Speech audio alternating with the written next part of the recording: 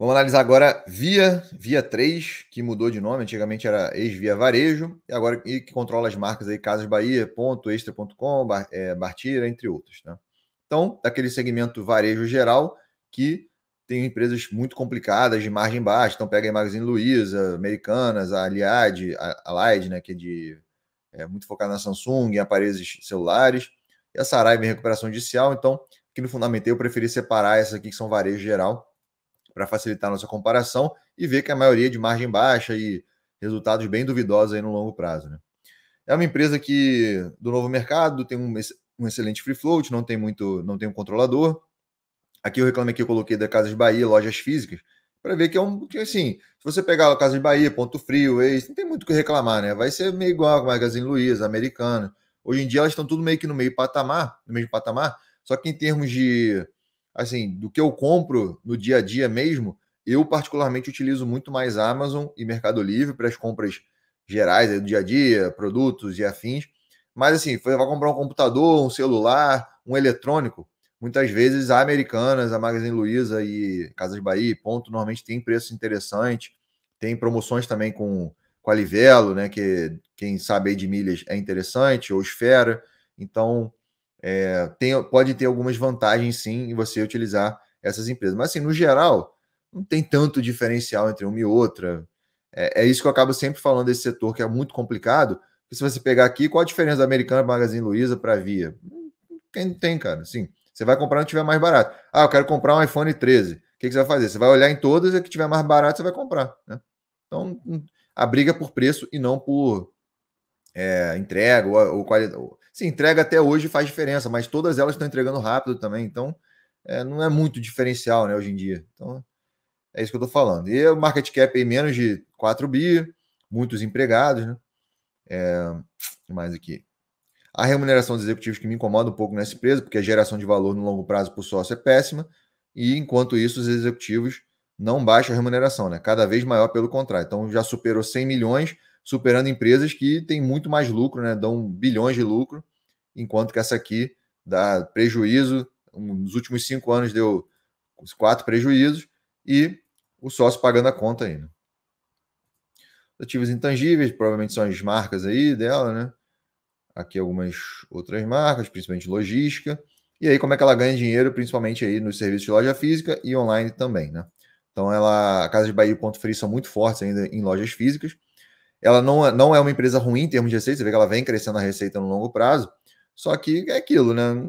Mesmo assim, não é um diferencial tão grande assim. A maior parte da receita aí, 70% até 3 anos. Vou dar uma olhadinha aqui no último trimestre, foi o primeiro trimestre de 2022, e começou com impacto forte no fluxo de clientes pela variante Omicron, e ainda no trimestre teve o início relevante do conflito da Europa, com o efeito de todo mundo, a guerra lá, né? Inflação, taxa Selic no Brasil também aumentando, diminuindo o consumo, o desemprego, apesar de estar caindo, a renda da população está muito afetada pela inflação, então é complicado, né? Resiliência e centralidade no cliente que nos move, blá, blá, blá. Quanto maior pressão no bolso dos consumidores, maior demanda pelas nossas soluções financeiras. Continuamos a evoluir e crescer no cenário pelo sétimo trimestre consecutivo e agora disponível nos clientes no canal, site e tal. Estão focando muito em marketplace, melhorando a logística e também vendas tanto da loja direta quanto 3P, que é o marketplace, né? Vendas de terceiros. Atingiu 6% de penetração no CDC e tal. Também tem essa questão de crédito ao consumidor, né? Então, o carnê das Casas Bahia, etc. Né? Marketplace é uma das fortalezas, é um dos símbolos de visão de crescimento com rentabilidade. Então, registrou aí crescimento de 12% no GMV, que é o Gross Merchandise Volume, que é o volume total de vendas da empresa, que envolve tanto um P quanto o 3P, que é tanto as vendas delas quanto de terceiros. Superando aí 10 bilhões, aumento de receita take rate também, forte crescimento dos itens de caldo, blá, blá, blá. A logística é outro pilar de ecossistema da Via e continua em franca transformação. Assim como a Amazon, assim como o Mercado Livre, assim como a Americanas, assim como o Magazine Luiza.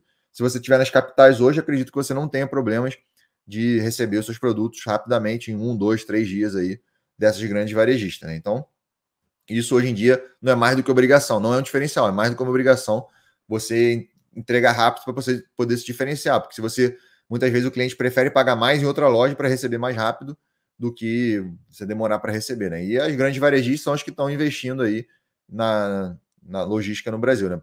Quem acompanha fundo imobiliário sabe que os fundos de logística cresceram bastante aí nos últimos tempos, nos últimos anos. Principalmente depois da pandemia com o aumento do e-commerce, né? Aí vem inovando algumas coisas e tal, a resiliência das margens, o EBITDA operacional ajustado 10%, margem de 10%, até o aumento de 30%. Só que o primeiro trimestre de 2021 também foi muito afetado pela pandemia, né? Então, teve a segunda onda lá no primeiro trimestre, e aí esse crescimento é meio... não dá muito para comparar, né? Tem essa questão do legado trabalhista, que continua aí também em linha, apenas trimestre efetuou a venda de 500 milhões de crédito de CMS.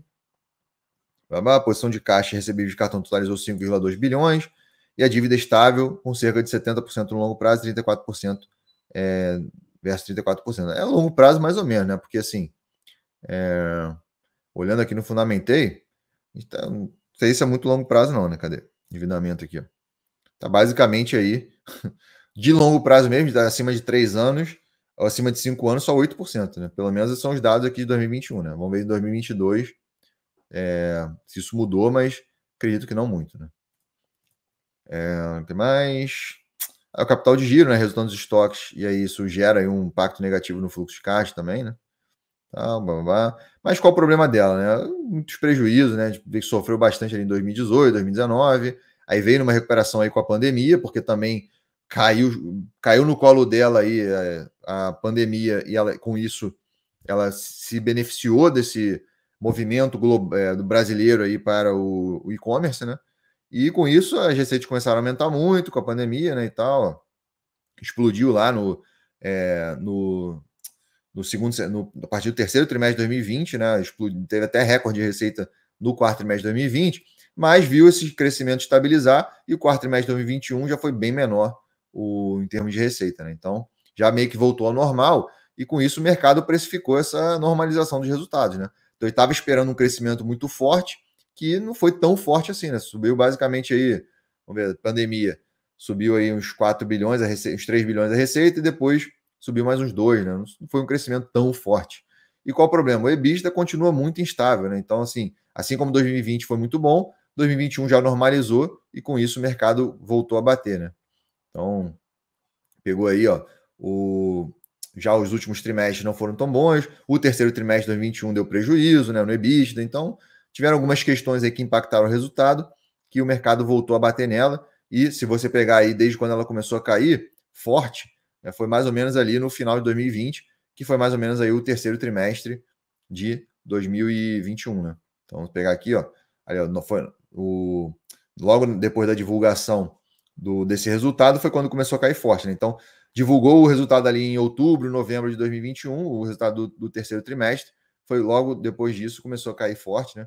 E vem caindo forte até agora, junto com o Magazine Luiza. Então, se pegar desde o topo ali, mais ou menos caiu de uns R$20 para uns 2, né? Então, caiu quase 90%.